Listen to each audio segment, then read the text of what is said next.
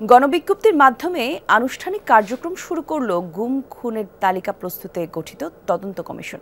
গুলশানে স্থাপন করা হয়েছে নিজস্ব কার্যালয়। আওয়ামী লীগ সরকারের বিগত ১৪ বছরে গুম হওয়া ব্যক্তিদের তালিকা জমা দিতে হবে ৪৫ কার্যদিবসের মধ্যে এবং সেই লক্ষ্যে নতুন অফিসে কাজ শুরু করেছেন অবসরপ্রাপ্ত বিচারপতির নেতৃত্বে ৫ সদস্যের কমিশন। আরও জানাচ্ছেন আব্দুল্লাহ তুহিন। আপনজনদের কাপড়ের যত্নে আমার ভরসা যুগ যুগ ধরে এক্সপার্ট ডিটারজেন্ট জেট। পুলিশ, র্যাবের মতো আইন শৃঙ্খলা বাহিনী এবং সরকারি বিভিন্ন গোয়েন্দা সংস্থার পরিচয়ে তুলে নিয়ে গুমের অভিযোগ দীর্ঘদিনের। ৫ আগস্ট শেখ হাসিনা সরকারের পতনের পর আয়না ঘর নামক বন্দি দশা থেকে মুক্তি পেয়েছেন কয়েকজন, তবে এখনও নিখোঁজ অনেকে। তাদের সন্ধানে বছরের পর বছর দাঁড়ে দাঁড়ে ঘুরছে ভুক্তভোগী পরিবারগুলো।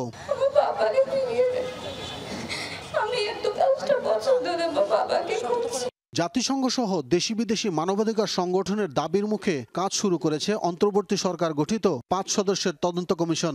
গুলশানের পরিত্যক্ত একটি বাড়ি দ্রুত সংস্কার করে গুম খুন ইনকোয়ারি কমিশন কার্যালয় বানানো হয়েছে। যারা এটার সার্ভিস নেবেন, কমিশনে যারা আসবেন, তাদের বক্তব্য পেশ করবেন, এই সাধারণ মানুষদের কমফোর্টেবিলিটির বিষয়টা এখন যেমন বিবেচনা করা হয়েছে, এখানে কোনো সমস্যা থাকলে এটাকে কিভাবে আরও ইমপ্রুভ করা যায় সেটা আমরা বিবেচনা করব এবং এটাকে আমরা ইমপ্রুভ করার চেষ্টা করব। ভুক্তভোগী পরিবারের অভিযোগ জানতে খোলা হয়েছে হটলাইন নাম্বার, সেই সাথে ইমেইলের মাধ্যমে নথিপত্র পাঠাতেও রাখা হয়েছে আলাদা সেল। ডাকযোগে আমাদের ঠিকানায় তারা চিঠি দিয়ে তাদের ডকুমেন্ট সহ তারা চিঠি পাঠাইতে পারে। টেলিফোনে তো আর ডকুমেন্ট দেওয়ার সুযোগ নাই, টেলিফোন বা মোবাইলে। তখন আমরা হয়তো তাদেরকে বলবো যে আপনার ইমেল নাম্বারটাতে আপনাদের ডকুমেন্টগুলো, যদি কেউ না আসতে চায়, আর যদি আসতে চায় তাহলে তো ওয়েলকাম, তারা তো এসে অভিযোগ দিতে পারে। তবে অতীতে গঠন করা অনেক তদন্ত কমিটি সাধারণ মানুষের আস্থা অর্জনে ব্যর্থ হয়েছে, তাই কমিশনকে সতর্ক থাকার পরামর্শ অপরাধ বিশেষজ্ঞদের।